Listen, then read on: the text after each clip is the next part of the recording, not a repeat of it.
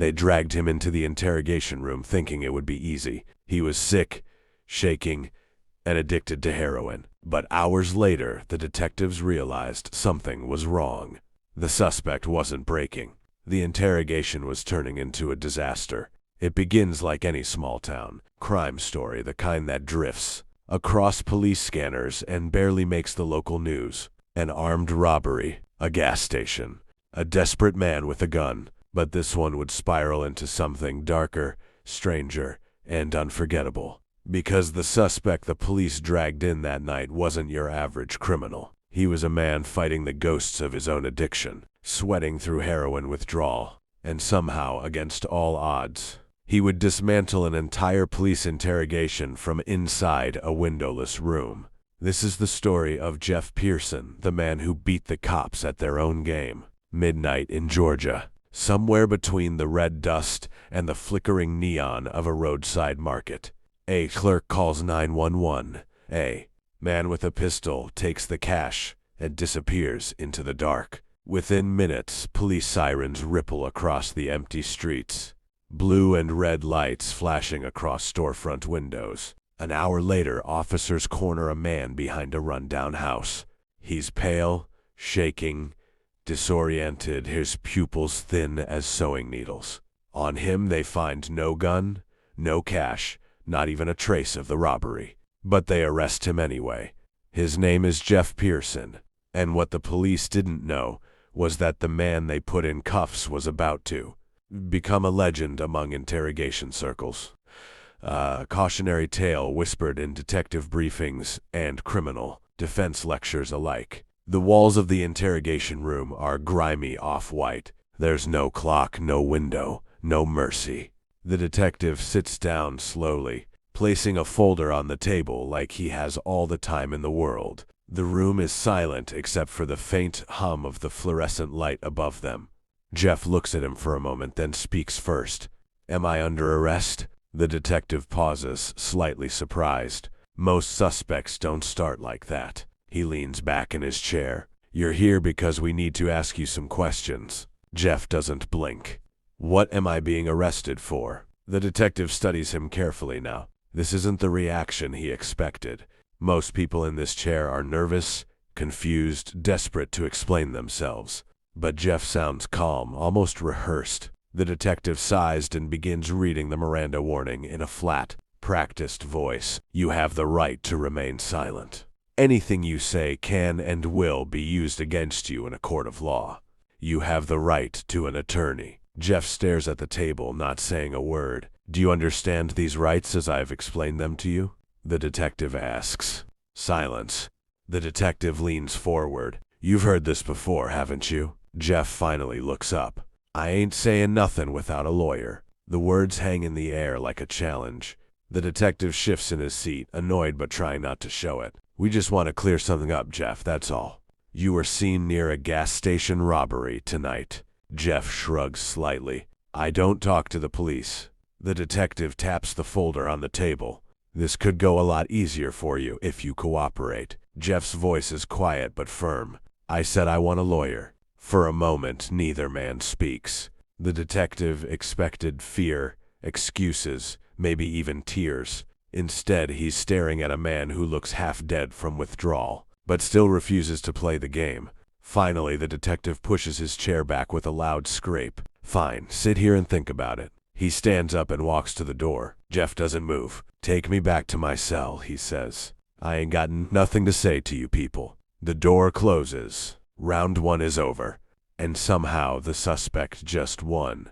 2 hours later, the door opens again. Jeff is pulled from the cell and brought back into the same room. This time he looks worse. His hands are trembling, his face covered in sweat. His skin pale like he hasn't slept in days. Withdrawal is starting to hit hard. Every muscle in his body looks tight, like he's fighting not to fall apart. An officer sets a can of soda on the table. "You want a Coke?" Jeff nods slowly and grabs it with shaking hands. "Yeah, thanks." He takes a small sip, then wipes his mouth with the back of his sleeve. "I need methadone," he mutters. The detective looks up. "You got a prescription for that?" Jeff shakes his head. "No, I'm a junkie, man. You got no idea what this feels like. I'm gonna start throwing up in a minute. The detective watches him carefully. This is the moment most suspects break. Pain, sickness, fear. It usually makes people talk. He leans against the wall, arms folded. How long you been using heroin, Jeff? Jeff gives a weak laugh. A long time. You want to talk about that, or you want to talk about the robbery? The detective smirks. Let's talk about last night. Because either you're in a bad situation, or you robbed someone with a gun. Jeff's eyes narrow. I told you already. I didn't rob nobody. You were seen running near the store. Wrong place, wrong time. You expect me to believe that? Jeff shrugs. Believe whatever you want. I ain't saying nothing else. The detective pulls out a chair and sits closer this time, lowering his voice like he's trying to be friendly. I'm not your enemy, Jeff. I'm trying to help you. Jeff laughs, a dry, broken laugh that turns into a cough. You cuffed me, locked me in a cell. Now, do you say you helping me? The detective's smile fades. Jeff leans forward slightly, his eyes sharp despite the sickness. I know how this works. You want to talk nice, then scare me, then promise me something? Hehehe. I seen it before. The detective says nothing. Jeff leans back again, breathing hard. I don't talk to cops. Not without a lawyer. The room goes quiet again. The detective realizes this isn't going the way it usually does. The detective opens the folder slowly, pretending to read something important. It's a trick he's used 100 times before. Silence makes most people nervous. We got evidence from that robbery, the detective says without looking up. You should start thinking about telling the truth. Jeff wipes sweat from his forehead. What evidence? The detective looks at him. Why should I tell you? Because you don't got any. For a second, the room feels smaller. He leans forward, resting his elbows on the table. Look, Jeff. You help me, I help you. You cooperate, I talk to the prosecutor. Jeff stares at him like he's heard the speech 1,000 times. Hours pass, but the questions never really change. The same accusations, the same pressure, the same long silence between sentences. The camera in the corner keeps recording. Its red light glowing like it's the only thing in the room that never gets tired. Jeff looks worse now. His face is pale, his shirt damp with sweat. His hand shaking so badly he keeps gripping the edge of the table just to stay still. Withdrawal is tearing through him, but his eyes are still focused, still alert. I need a hospital, he mutters, coughing into his sleeve. I'm coughing up blood, man. The detective doesn't react right away. We can deal with that later. Right now we need to finish this. Jeff lets out a weak laugh. You ain't finishing nothing. The detective sits down again, slower this time. He looks tired too. You know we can keep you here all night. Jeff shrugs. Then keep me here. You're not helping yourself. I didn't do nothing. The detective leans closer. Tell me your side of the story. Jeff shakes his head. I already told you. I didn't do it. Then explain why you were behind that house. Wrong place. Wrong place at the exact time of a robbery. Jeff looks at him, eyes half closed but still sharp. Yeah.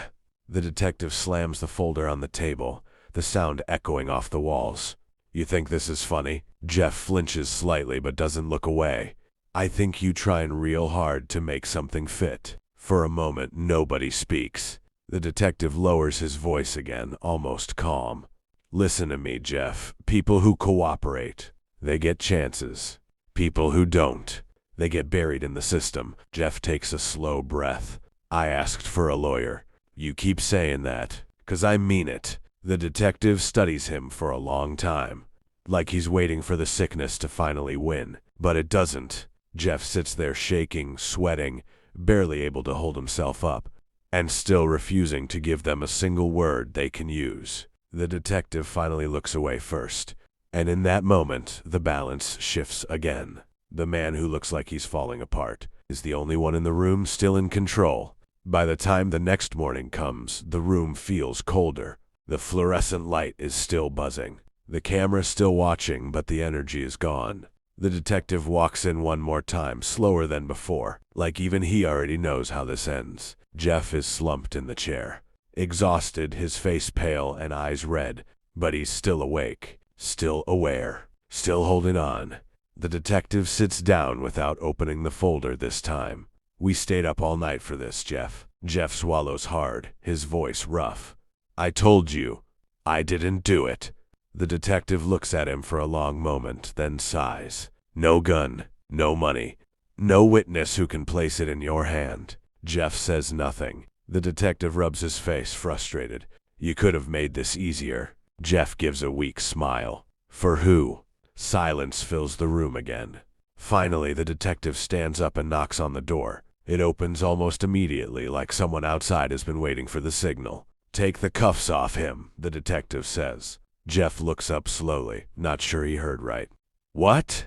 You're free to go. For a second he just stares, like his brain needs time to believe it. No charges. No charges. The cuffs come off with a sharp click. Jeff rubs his wrists, wincing as the feeling comes back into his hands. He stands up slowly, legs weak, but he doesn't fall. He walks to the door, then stops and looks back at the detective. You should have stopped when I asked for a lawyer, he says quietly. The detective doesn't answer. Jeff walks out of the room, down the hallway, past the desks, past the officers who won't even look at him. The door to the station opens and the morning air hits his face. He's shaking, sick, exhausted, but he's free. Weeks later, the footage from that interrogation starts spreading online. Every second recorded, every question, every silence. People watch in disbelief as a man going through heroin. Withdrawal sits in a locked room for hours and never gives them what they want. Lawyers call it a perfect example of knowing your rights. Detectives call it a nightmare interrogation. Viewers call it unbelievable. Years later, Jeff appears again, sober, calmer, talking about that night like it changed everything. He says the system expected him to be weak, expected him to panic, expected him to talk. But the only thing he needed to survive that room was silence. They thought the addiction would break him. They thought the pressure would crush him. They thought the interrogation would win. It didn't. Because in the end, the only weapon he had left was his mind. But the story didn't end when he walked out of that station. In fact, that was the moment everything really started. Because what happened inside that interrogation room didn't stay there. Weeks later, the recording surfaced. Not from the police. Not from the court. From Jeff himself. Somehow, the full interrogation footage made its way online. Every second of it. Every question. Every silence. Every mistake the detective made. People expected to see a broken addict falling apart under pressure. Instead, they watched a man who looked like he could barely sit upright, controlled the entire room without raising his voice. The video spread fast. Law students started studying it. Criminal defense attorneys called it one of the cleanest examples of a suspect protecting his rights under pressure. Even former detectives admitted the same thing. The interrogation never should have lasted that long, because the moment he asked for a lawyer, it should have stopped. But it didn't. And that mistake turned a simple robbery investigation into something else entirely. Something people inside law enforcement don't like talking about. The reality that sometimes the system only works if the suspect doesn't understand it. Jeff understood it. He knew when to talk. He knew when to stay silent. He knew when they were bluffing. And he knew they had nothing. What makes it even harder to believe is the condition he was in while doing all of it. His body was shutting down. His hands wouldn't stop shaking. He could barely keep his eyes open. Anyone watching would think he was seconds away from breaking. But inside his head, everything was clear. Every question they asked, he measured. Every word they said, he weighed. Every trick they tried, he saw coming before they finished the sentence. Hours went by. The detectives changed tactics. They tried being friendly. They tried being aggressive. They tried making promises. They tried making threats. Nothing worked. Because Jeff wasn't fighting them with strength. He was fighting them with patience. And patience is something interrogation rooms are not built for. Eventually, the detectives ran out of moves. No confession. No weapon. No witness. No proof. Just a man sitting in a metal chair, refusing to give them what they wanted. When they finally took the cuffs off, nobody celebrated.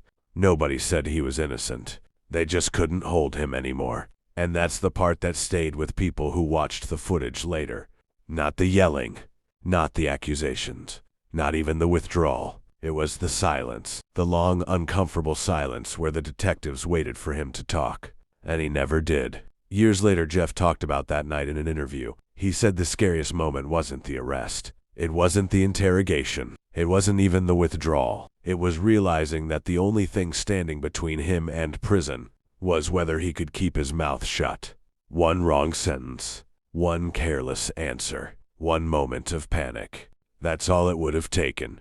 But he didn't panic. He sat there, sick, exhausted, alone in a locked room, and outlasted the people trained to break him. They thought the addiction would make him weak. They thought the pressure would make him confess. They thought the interrogation would end the story. Instead, it turned him into a lesson, a reminder that in that room, the most dangerous suspect isn't the strongest one. It's the one who knows the rules better than the people asking the questions.